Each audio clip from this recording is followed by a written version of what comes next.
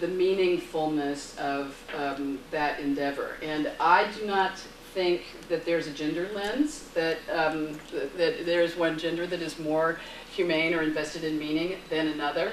I do find it really powerful on our side of the table as women that we intend to really throw ourselves into these meaningful endeavors as you have. So welcome, we're delighted to have you. Thanks for taking the time. Yeah, it's cool business. Thank you. So because I'm a customer-oriented girl, I would like to hear from my customers and like understand, because I'm a storyteller, so I could launch into a bunch of stories, Spice Girls and everything. But I think you're entrepreneurs, and I can assure you, I know how that is at every level of my being. So maybe give me some feedback about tonight, what themes, memes, areas, dimensions I could be most helpful around. And then I'll kind of start with that and tell my stories around that. So what would be helpful? It's like business software, like how to land partnerships or Okay. Customers. Yeah, I think partnerships would be helpful. Yeah, because we were talking about that a bit in the other, because that is kind of leverage, so we all love leverage. That means it should be easier. It doesn't always. Something on business models, we Okay, a little bit on business models, all right. Customer acquisition. Okay. Definitely reaching customers with authenticity. Creating a best-in-class product.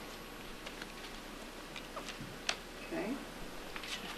Taking notes so I don't forget. Yes. Any stories that you'd like to share about businesses, enterprise versus consumer focus with customer satisfaction? All right. Yeah, there is we were talking about it in the smaller group about a multi-constituent model, and most of your models will probably be that way, in that you've got partners, you've got consumers, you've got business users, there's more than one piece of the puzzle. It's really fun and dynamic and complex and kind of hard to optimize around, so I can talk about that. And that's different than just B2B to B2C. I mean, it's a different thing. Okay, well that's it. Yes? Growth, particularly hiring and recruiting. Growth in customers, growth in people. Yeah, that's hard. Or even the transition from the B2C model to the B2B model, or how those kind of come together. There's something in there. Okay. Well, that's probably an hour's worth. One more. And how do you know the product they offer is actually meeting the need of the customer? So the question was, how do you know that product or offer is meeting the need of the customer? Yeah, you thought this is what they want, but how can you verify this? Because they are a bit fickle. Those that use and those that buy. And that has to do with what's going on around them. Right. Okay. All right. And so who's my timekeeper? So we're going to, because we have an hour, is that right? I'll be on that. If you don't mind, just because that'll help me. So you are all building something. And how that feature or product or company gets financed is called a business model, right? And there are lots of ways to finance things.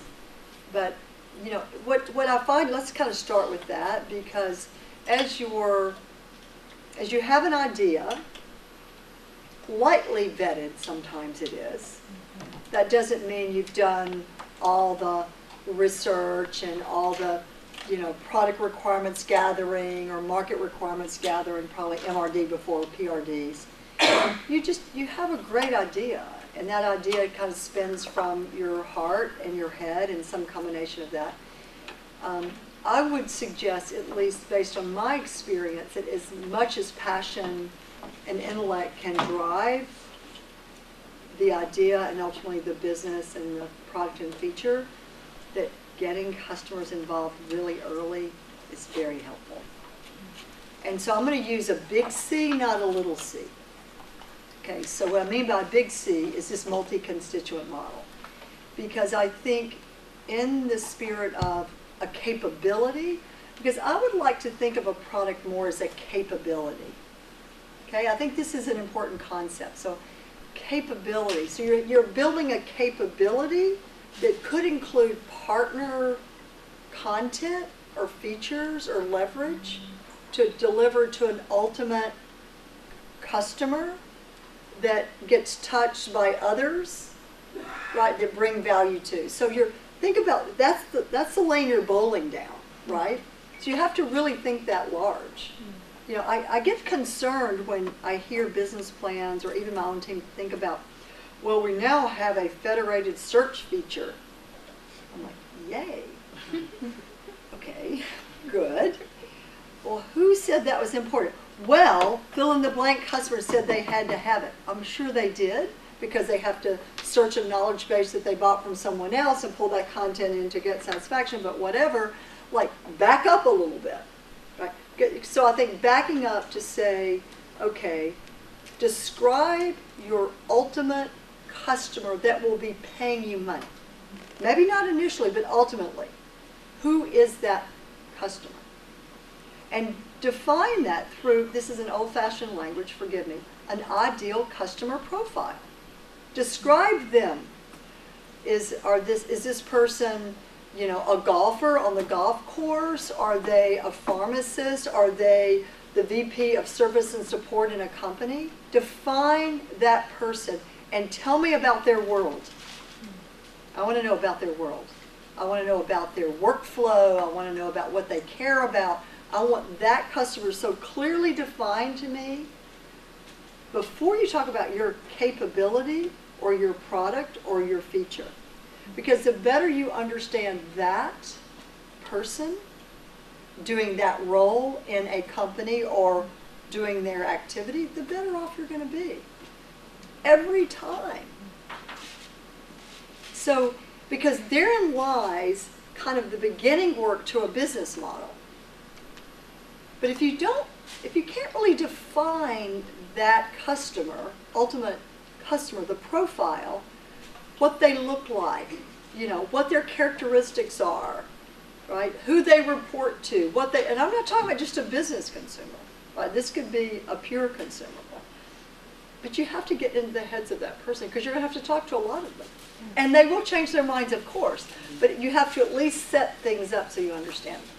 So if you haven't done that, well, so how many have done that? Awesome. You got to keep doing it. So this is not a one-off event. It's like qualifying. Do you know about when you're qualifying to make a sale? You have to always be qualifying. Qualifying is not a one-time event. Profiling your customer is not a one-time event. Why is that? And why is everything changing? Technology. Because new ideas come up, and you know they learn from their friends and from other customers like them, and that's called market analysis.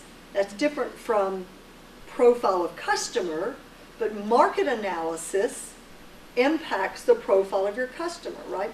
But personally, this is just me speaking. I'm not a Stanford, professor, but I prefer to think about that persona, that customer first, and then I back up and I say, okay, what's going on around them in their own situation, and then what are the factors that are squeezing them, right? Mm-hmm.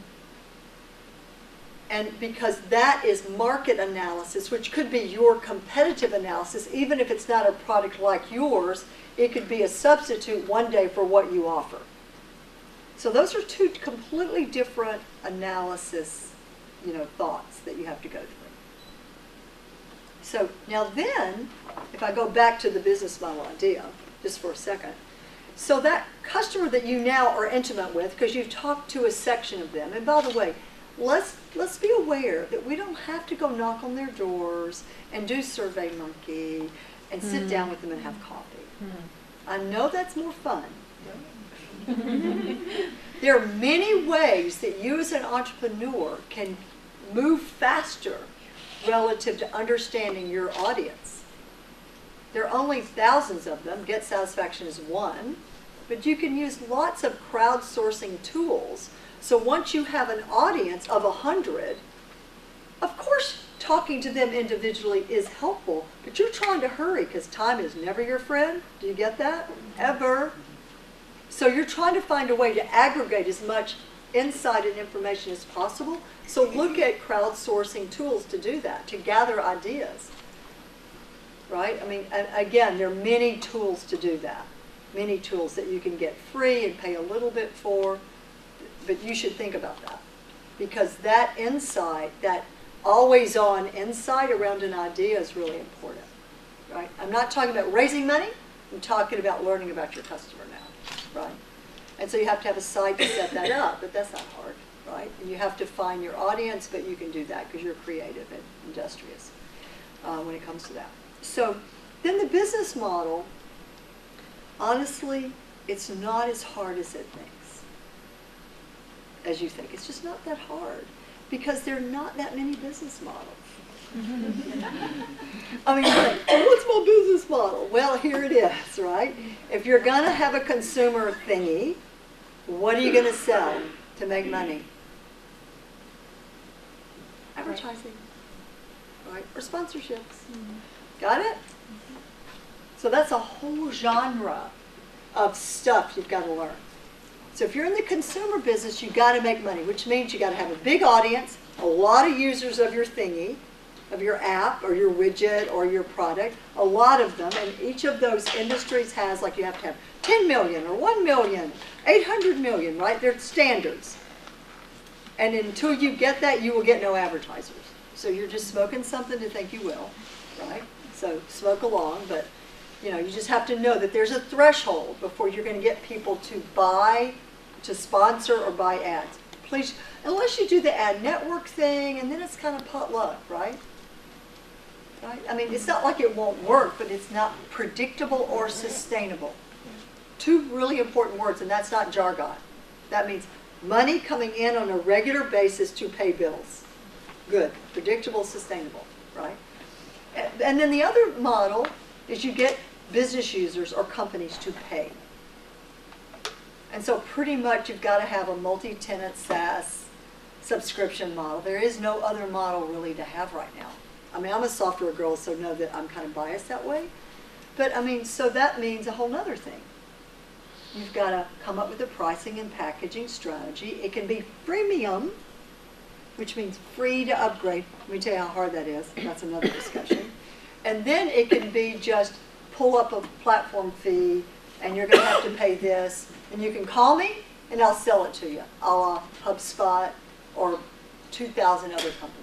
Right? I'm just talking marketing automation stuff.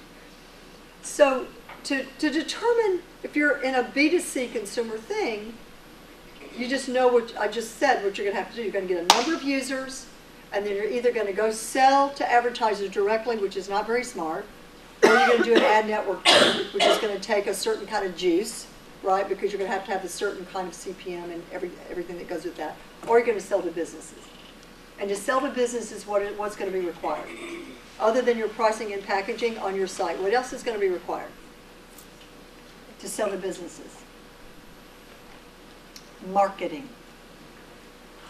And so how are you going to market? How do you get the word out? And how do you bring people to your site? Press releases, you talk to bloggers, look for the most influential people in their field and then reach out to them. Absolutely. So that's influencer marketing. That's certainly a strand of it. What else are you going to have to do? AdWords. Yeah, baby. PPC it all the way down. That's a lot of money. Mm-hmm. How predictable is that? Not very. If you have a lot of money, go for it. And maybe you get lucky and you're smart about that. I wasn't. But let's say you are because you maybe are from a different category. How else are you going to do it? Get customers. Build a great tool. Build a great tool. So what? Keep going. Well, that's the only way we've done it, is just building a great tool that people use and share virally, word of mouth. Okay, there you go. So social proof, viral, social proof go together. That means what happens? That means SEO, organic SEO. Huge, huge. So if your budget's lean and you need to build an audience and ultimately paying customers, then I would activate your users, be they consumers or business users, to talk on behalf of your product and have Google, bless their hearts, be your front door, your digital front door, so that can drive SEO back to your site. So if you don't have that kind of strategy, I would call it a customer conversation strategy baked into organic growth, you're not very smart, because it's not that hard. What kinds of things do you get your customers to say about you, or how does that strategy generally come out? Well, the things, you're actively providing them a place, we talked about this in the smaller gathering, to give you feedback. Okay. Feedback can be searched. Now, it's not all good, get over it. It's going to be bad sometimes. That's the way, that's life. It's good and bad. But the truth is, that can be very, very positive for your business. First of all, you can get feedback that helps you improve your product. Second, that feedback can be searched, and when someone is going online to look for a similar solution, that content can be picked up, right? So an organic SEO strategy through your web experience from Facebook and all the other social networks, which are not always open, as you know, they're proprietary, Facebook in particular. That conversation, customer conversations, getting them to be happy and getting them to influence others is really important. That's inbound marketing, different from outbound spend, right? Outbound is PPC, right? Outbound is influencer, that, talking to bloggers. That's not bad. I'm saying that, you could do that. Outbound is all the other stuff where you're doing campaigns through, whatever email provider, constant contact or whatever, going out to list. This is the old-fashioned way. Not saying it's not part of your marketing mix. But it's not like HIP. HIP is inbound, organic. Be found and discovered at Google. When someone types in your genre, make sure you show up. There are ways to do that. Customer community, get satisfaction in others are one way, as long as you keep us open and don't lock us down behind SSO. But there are many other ways to do that, right? And I would be looking, if I'm a young entrepreneur, young meaning starting a business, not maybe young in age, I would be looking for ways to drive organic growth through Google from my site, full stop. Does that make sense? And that goes back to activating the business users or the consumers or all the different constituents. How can you get them to talk about you on behalf of you? You need to activate those soldiers, because that's the best way in the early days to get picked up. That is the way we at Get Satisfaction lived for 2.5 years. That's it. We had no marketing money. We had no marketing leader. We had a brand that people recognized, and we naturally SEO'd because we were a network of customer conversations that people would pick up when they went to Google. And they went, oh, here's Get Satisfaction. Right? That's how it happened. That's how the flywheel started. Right? Do you feel that customer conversations are more valuable than writing content on Write the this topic? down. I'm not saying creative content is not great. Please do that. There's no better content in the world than that is spoken from your customers. The question is, how are you harnessing that? Right? Are you listening to it through whatever listening tool, Hootsuite or whatever, and then how do you harness it? It's the most authentic content you can have. It's from your users. So you have to tag it, organize it, syndicate it, blah, blah, blah, jargon. But come on. This is, in the old days, that's just hard to get. It's not hard to get now. Content marketing is a very hot subject. It's a genre of software and strategy for companies. But you need to get your customers together to talk about you, wherever they are. And that may not mean your site, you may be sad about that. Get over it. Wherever they are, LinkedIn, Twitter, if they're on Facebook, Pinterest, Tumblr, get over it. Have listening coming from there, and if I were you, I would look for ways to cookie, not technically, but bring that content back to your site so you can make your site, amplify it, open it up so it can attract others. Your site is a living, breathing mechanism. Okay, so that's enough about the business model. Let me look back down here. Okay, customer acquisition. I just gave you some customer acquisition. This is our, so your business model, we've already talked about that. Customer acquisition, please look at organic acquisition first. Not forever, because it cannot be your sole way to, to acquire customers. It is the most expensive, it is the most natural, and then PPC, and then partnerships and all the rest, right? And outbound. But let's just think of what the internet is about, right? And be part of that. Be part of the social conversation that's happening. If you're not designing that in, I'm just sad about it, right? So that's customer acquisition. There was a question about, the best product and learning the product, like listening to your customers about the product and if it changes. And I talked about having this always-on feedback. And then I want to talk about partnerships next. So I'm not a Steve Jobs character. And I know how strongly he and others have felt about, like, customers really don't know, so you have to really innovate and put it out there. And, I think there's some truth in that. I'm all for innovation, and I'm all for the fact that you can, as a middle-aged female, my profile, single, professional, entrepreneur, no kids, no husband, whatever profile you put me in, there's sometimes I see something that just knocks me off my feet. I mean, I would have never thought of it, especially now, anything to do with aging. I love all that. Like lipsticks and creams and tubs and everything. Wow! So I'm a sucker for all that. But generally speaking, I'm kind of middle of the road, right? I mean, I don't look for, I'm not an early adopter of shit. I'm not going to early adopt an iPhone because I won't even update to iOS whatever. I mean, that would just freak me out. Then I couldn't use my phone, right? But personal things I would. So I think it depends on your customer how much you want to just go off piste, right? And build something that they haven't in their wildest dreams imagined versus talk to them about what they might need. That's a big decision, right? And you have to stay very close to them. I think Get Satisfaction, frankly, our founders, I don't think they did not go out and talk to them. They didn't poll their customers. They built for consumers and then later hoped that businesses would get in the game. That's what they did. But it worked out pretty well.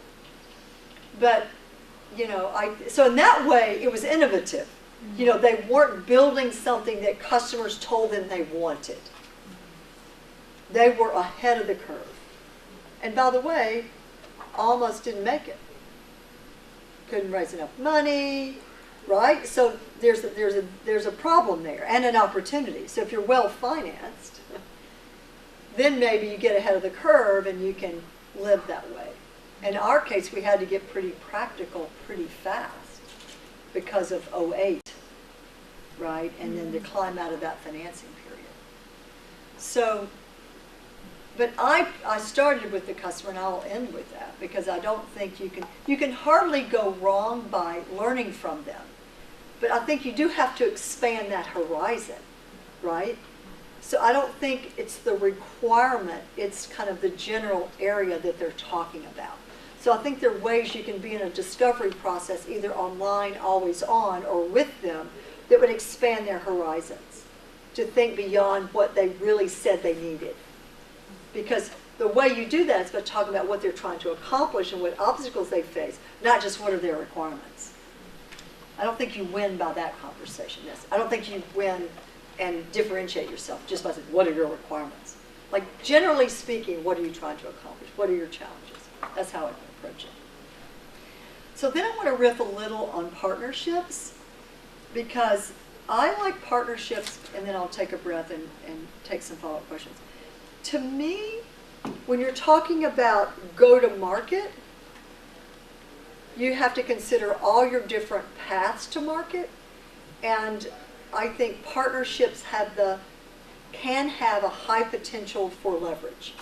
And the reason I always loved partnerships is because of leverage. In other words, I could do more with less, I could get there faster with less, right? I can reach more people in a faster period. But partnerships, you know, to do them right, you have to step back and think ultimately, again, who am I trying to target is my ultimate customer? Who else talks to them, right? What's the total whole product that they may be consuming? Am I a part of that? And then do your partnership strategy around whole product. Don't do your partnership strategy around, well, who can buy advertising from me? Or just who else talks to our customer? And this is why there's usually this kind of, I think it's jargon, but we use this term ecosystem. I don't know, whatever it is. There's a group of folks, of businesses that provide capabilities similar to you, but not exactly like you, that talk to our customer. So I'll give you an example. One of our customer types in a company of any size is the service and support manager. Okay? That's not our only customer, that's one. Let's talk about who else they interact with and buy from. They buy what? Trouble ticketing systems, help desk, right? We don't do that at Get Satisfaction. But they use that because they know that is a tool. That's CRM. I got to pay attention to that. So when I first got Get Satisfaction, I said to my founders, do we have partnerships with CRM providers? No. Why not?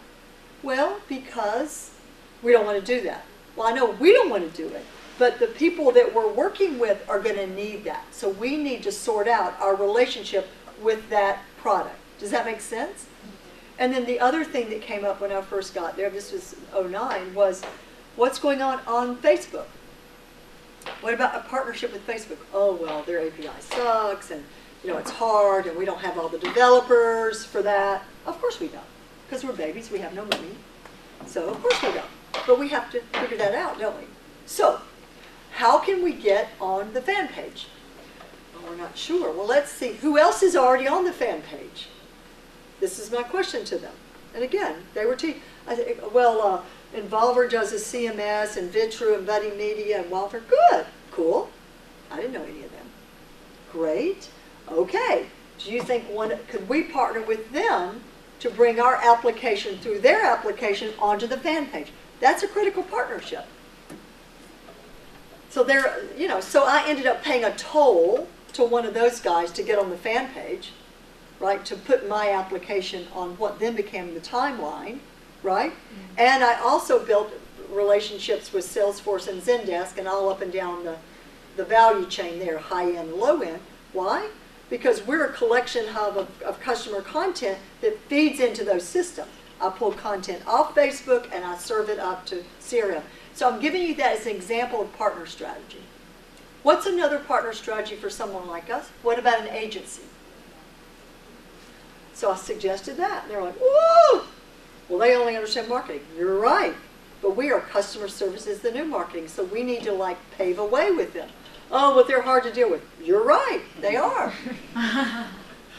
We don't have the people. You're right. That either. That too. We don't have nothing. We're going to no. I mean, it's just scarcity is not my best friend. I don't even understand that. I have to look at things in abundance, or I just freak out. I cannot live a life of there's not enough. So I just can't.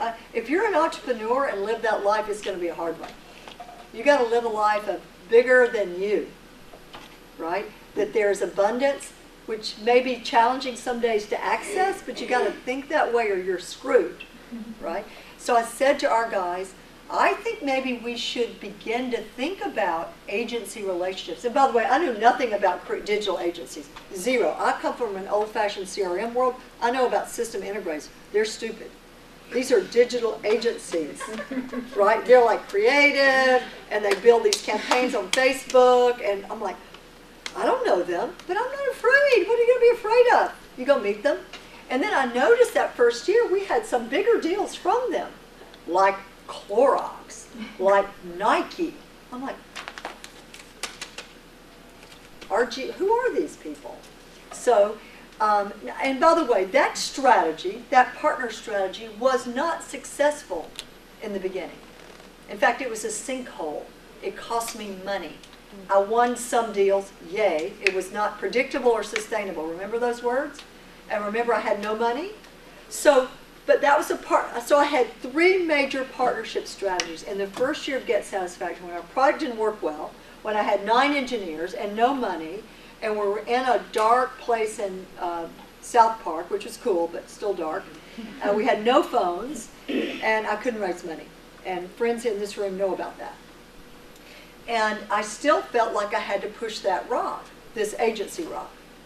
So by the end of '09, and I started in April, and by the end of, no, really, it was actually March. At the end of '09, we had launched a partnership with Salesforce, which we still have. We got on Facebook and announced it. It was really the first quarter of 10 before we announced it. And we failed at developing a predictable, sustainable relationship with agencies. Because they were all swooped up around Buddy Media and Vitru and Wildfire and Involver, and you know, we look like a service tool. They're like, oh, no one, our customers want that. So you're known for the company you keep, and you need to stand on the shoulder of giants. We were a startup. I needed to stand on shoulders of giants. Who? Facebook and Salesforce. By what? Then I looked bigger, right? My shadow was bigger because their shadow was huge. And I failed at the agency stuff. And by the way, now 3.5 years later, I'll probably do that again and probably do fine, right? But I wasted $150,000 on one guy who was very smart. I had to end up terminating him, which has made me very sad because he was a good guy. But I had to cut the cord because he wasn't producing. And we were swirling, and really it was a product problem as much as a go-to-market problem. Partnerships are important, but they don't always work all the time. And there's a short and long-term value, and it comes down to how much time and money do you have to make it happen. How do you meet your first, how do you get in touch with Salesforce? I mean, did you know somebody? How did you reach out to them? Yeah, I did. So like, how did you, if you didn't have that relationship, how did you? Well, they're, you know, they have all these little gates there. You know, the Force.com and the App Exchange. I mean, these guys, once they get that size, they have 1 million gates. Yeah. And if you don't know how to go in the front door, you have to go in the back door. And we would have never made it through the back. I mean, we would have never made it. We wouldn't have enough time to go through the back door. And by the way, it took me a long time to monetize that, quote unquote, right? But I had to go. And I didn't have a good enough product. I was a baby. And it was a relationship thing. So you just have to decide you need it. And you have to understand why. And then you have to go crash every door you can and look to others to help you with that. Right? And still, it's not like they said, oh, no problem, be our partner. I mean, I had to suit up and show up and pay up and use engineering time to make it happen. And, you know, my engineering team was very upset with me. We don't want to do this. There's not enough of us. We can't work on the good stuff. This is boring. Yeah. Please do it. Did you have a contract with Salesforce, or did you There's no give contract. free resources, free engineering resources to They them? give you nothing, sweetheart. Huh? They give you nothing except a set of guidelines around which to develop. API documentation. API. Yeah, it's cool. I mean, it's an API thing. They might give you over time some resource, but it's not generally helpful in a way that you probably need now. I would be happy to talk about that with you specifically. But these partnerships are critical, but they take time, and time is your enemy, right? That's the problem. You've got to think about it, and then you've got to pull back if it doesn't work. Any other questions around that? I could tell you a lot about Salesforce. We'll talk about that separately. Does any of this make sense? Is it helpful? Mm-hmm.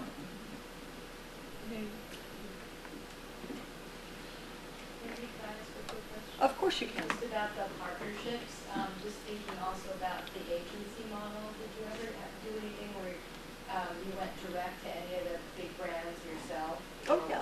And Yeah, good, talk a little bit about good that. question. Actually, again, we were blessed in so many ways, as much as I can rant and rave about the problems we had. P&G came to us early. I mean, our founders were very, and still are very prolific, very high profile, really savvy about the social web.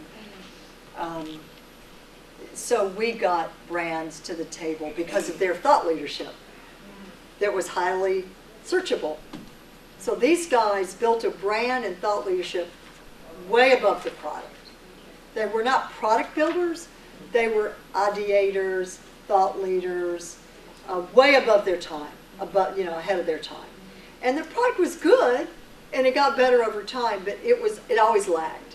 So P&G came in early, and we were grateful for that. We have 10 instances with them. We have a huge opportunity with them right now. But so they were early innovators, and they like startups, by the way. Nestle likes startups.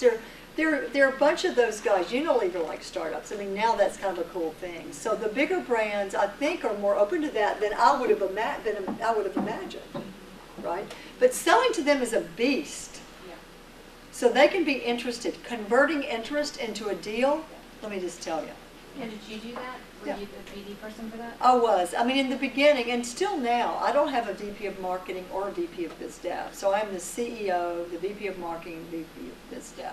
Over time, I've had a couple of people in those roles. I don't right now.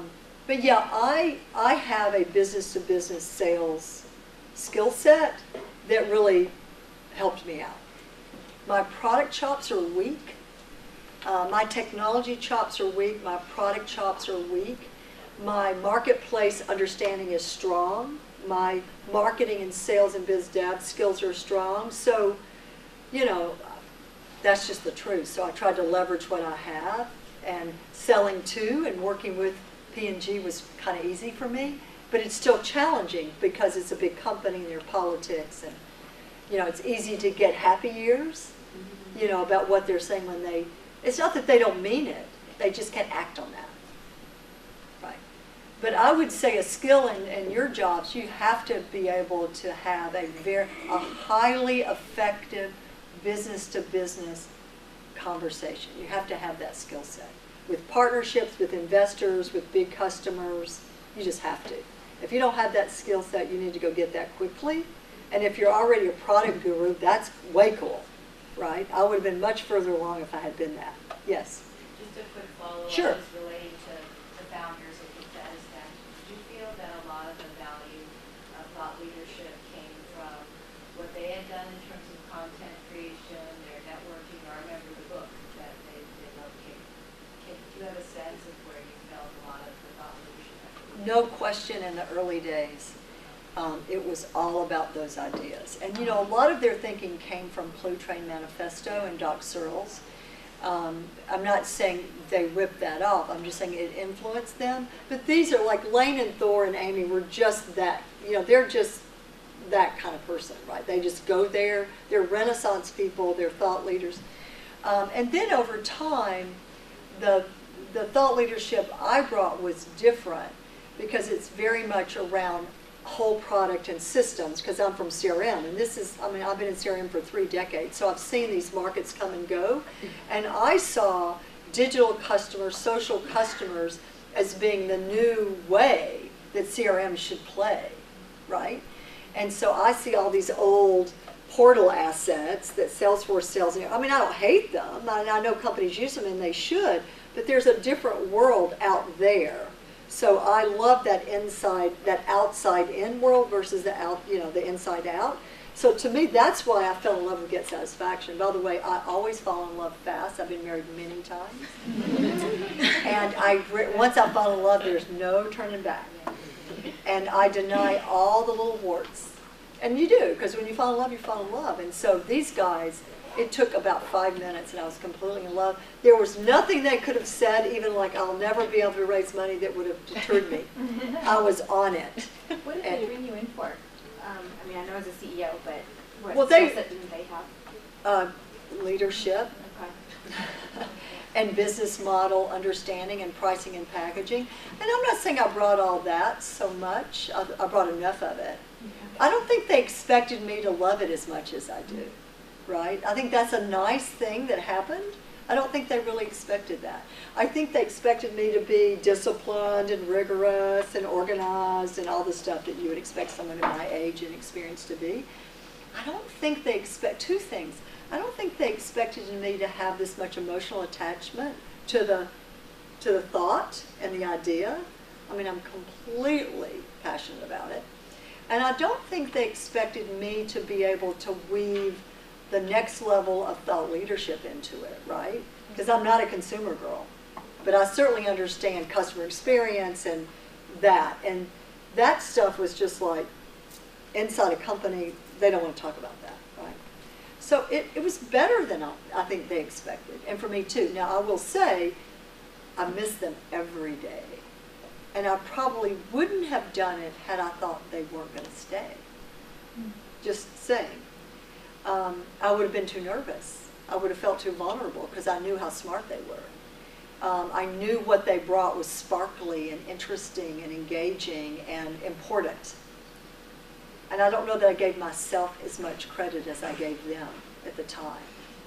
But when they made their decision, it was joint and we all understood. There was no acrimony, really, except my own dark soul. Those dark nights when you think, oh my God, they're gone, what am I going to do? Right. But when I need them, they're there. I'll say, I'm screwed, help me.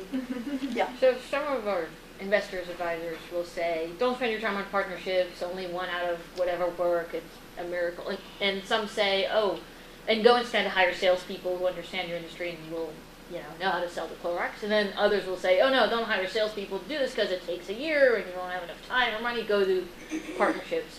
And you have limited resources you can't really spend. Yeah.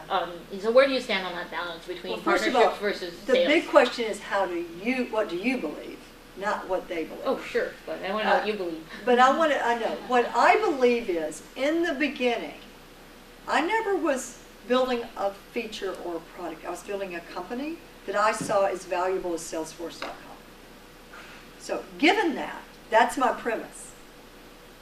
I did not, remember, I don't come from scarcity.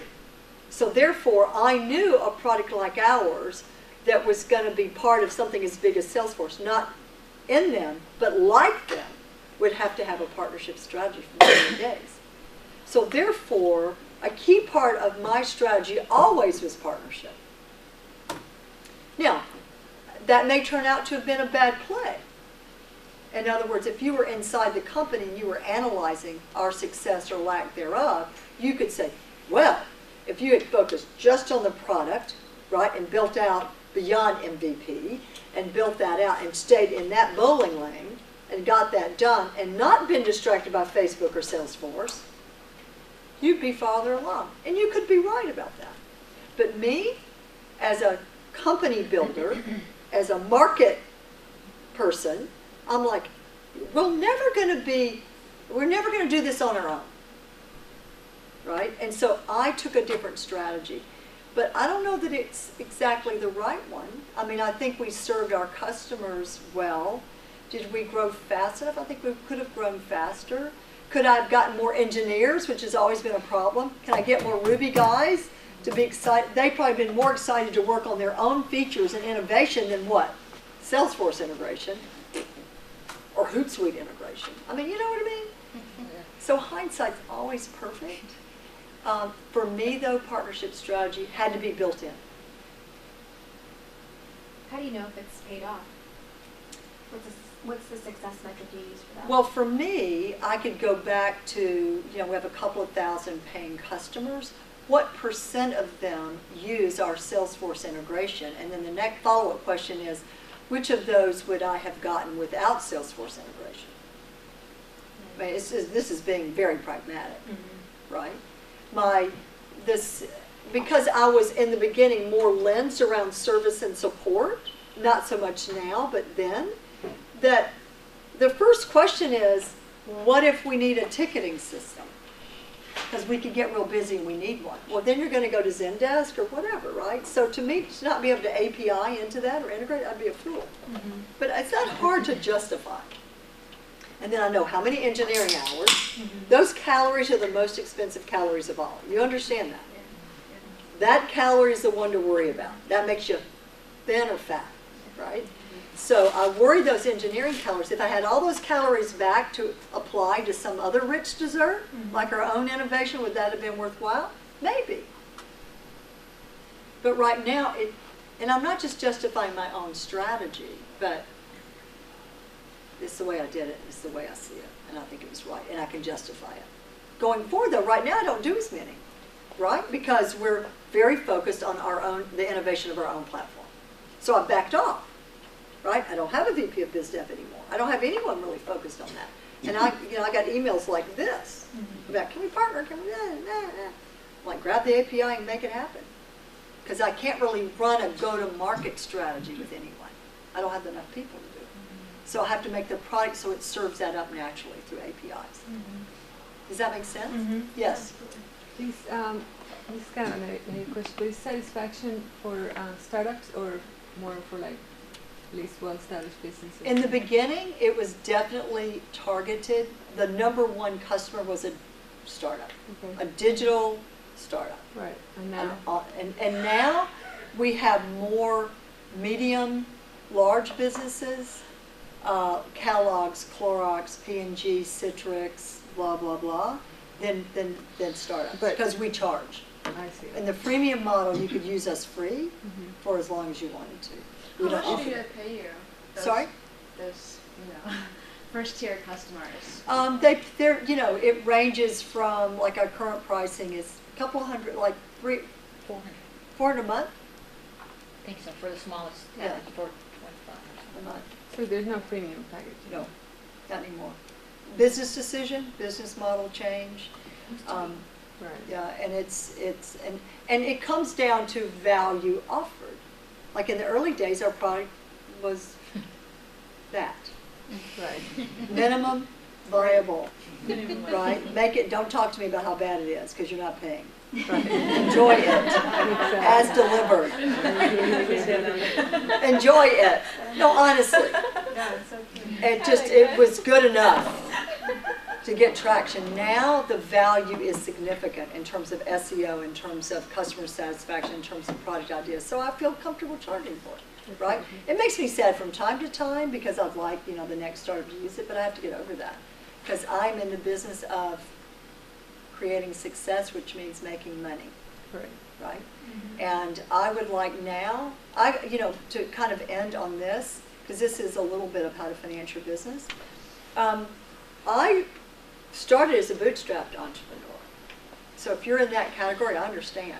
Mortgaged my house, didn't pay myself, still don't, by the way, but even those days I didn't for different reasons because there was nothing to pay me. But customers were happy to pay for the value we delivered them.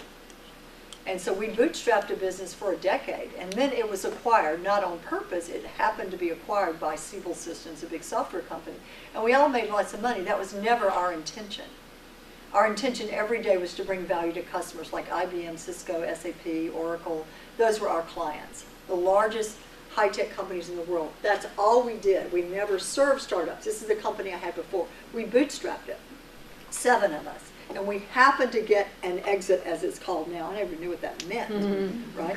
And of course, so is that luck or hard work? I don't know, some combination thereof. But then I crossed the line to venture-backed world. It is very different, right? So now I have venture investors. I have bank investors, because I have venture debt as well. So I have VCs, I have venture debt, I have customer. I still burn money. So I am not cash flowing this business yet. And frankly, you say, well, which do you prefer? Like, I will tell you that both are stressful. It's the nature of being an entrepreneur. Get over it.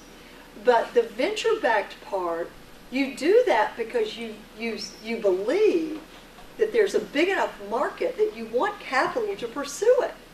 I mean, of course you can chug along and sell 2 or 3 a month, but that's stupid if you think the market's huge. And I'm operating in a huge market. So why would I play small and do it the other way? It would be silly. Now, this is risky, but so is the other way, right? And so it's about scaling to reach the potential of a market.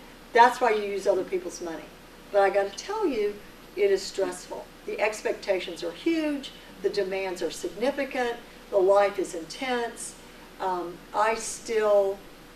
Honestly, I work about 12 to 13 hours a day still. And I do that not because I feel like a dog, like I have to. I do it because I believe in what we're doing. So there's a passion there, but also there's just a lot of work. So I am accountable for that work. And I have a small team of 47, and I have good leadership, but you have to call the plays. That's your job. And you're working against a market that's moving all the time. And that's very important as an entrepreneur. You have to look at your market, not just look at your little thing. Like, what else is going on in your market?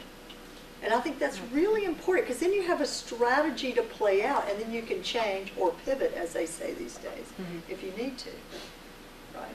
Entrepreneurship is not for the faint of heart, but I tell you, there's not a better job in the world as long as you can stomach the stress and the intensity from all sides. And I'll end on this. I developed a sense of what I would call, I was unconsciously competent. This is the worst thing, is that I've been doing a lot of stuff for so long, I couldn't even describe explicitly what it was. And I will end on leadership, because I know that's part of what you guys work on together. I underestimated at Get Satisfaction how critical, how essential my leadership was inside the company as well as outside the company. Because I'm a very outside-oriented person, right? I'm a market person and a customer person and a partner person. And I failed to recognize that leadership had to be applied in both places, inside the company and outside the company, especially as we grew. Because I just assumed everyone would love it like me. Like, why wouldn't you? Would you elaborate on that when you say inside? Like, Inside can you employees. Yeah. Can you give me Yeah, an like example? employees, because I have a younger, I'm 60, almost. I have a younger set of employees, pretty wide ranging, but mainly young. And worker engagement's non-trivial right now. People can get jobs wherever they want to. They operate with their own values. I'm not saying they're self-absorbed, but there's an enlightened self-interest that really surrounds people that I've never experienced before, except in my own head for me, right? Right? And so when you're in San Francisco running a startup that has kind of a high-profile thing to it, even though we struggle like everybody else, it's messy. These people, you have to work. It's not like a PowerPoint and send them an email like, yay, it's Monday, we got brownies, right? These guys are very curious, and they want transparency, and there's consequences to transparency, right? I've had to really relearn that. I've had to be more conscious about what that means inside the company. Because the company I was part of before and I was a founder of, we were all the same age, we came from the same profile and generation. We could finish each other's sentences. We didn't have to come together and say, okay. And by the way, we just didn't have to do that. We just did it. We wasted no energy, or invested no energy, I should say, in that. In these times, I think loyalty is different. I think engagement is important. I'm not saying you can't get people to be with you and be loyal, but I think you have to be on it. And you have to understand what they're trying to accomplish as human beings as much as what they're trying to accomplish inside your company. And I think if you don't touch the spirit of that, they will not last long with you.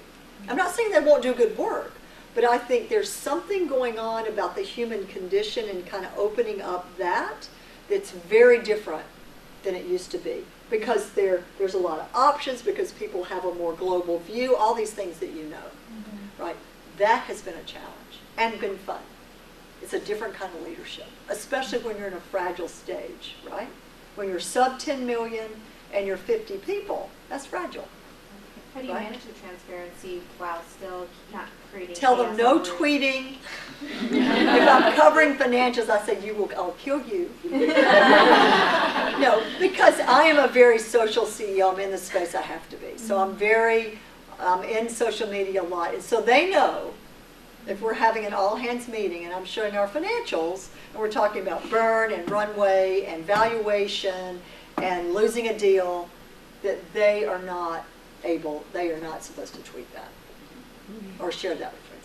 Now, some of them may. I got a bad review. This hurt my feelings so bad. I got a bad review. What's that site called? Glassdoor. Okay. So, because I'm very sensitive. So, we're working like dogs. It's been a real challenging year. A lot going on, and so, we're having an offsite, and someone came up to me and said, I have to share this feedback with you. I went, well, you got a review in Glassdoor. Oh, what's that? Well, it said you weren't a very good CEO. I just thought I was going to vomit. I mean, I was sad. I wanted to cry, but I knew I couldn't. And then I kind of did a little bit. I teary-eyed. I went, You should have joined our cohort so you have those. oh. But the point is, these are days where people will express themselves. So there's something, because, I've hired people and fired people and laid off people. I mean, this is what you do as a CEO. And it really got my attention one more time about transparent leadership, authentic leadership, realizing that I'm not perfect, that I have to be vulnerable, and that every day I can get better too, and I can get better and expect others to, and you have to roll with the punches. It was hard. So this whole employee engagement thing I'm expert at customer engagement, I would say. I would give myself an A+ there. But I come from that world, right? But when it comes to this other piece, I have a lot to learn. Because I make a lot of assumptions, right? I just think, well, you must think like me. Right? So of course you get up at 5. Yeah. And of course you go to bed at midnight. And of course you're on email every minute. And of course. And they're like, no. Like I go to the gym. Good. Okay, that's it for me. Does that help a little bit? Thank you so much.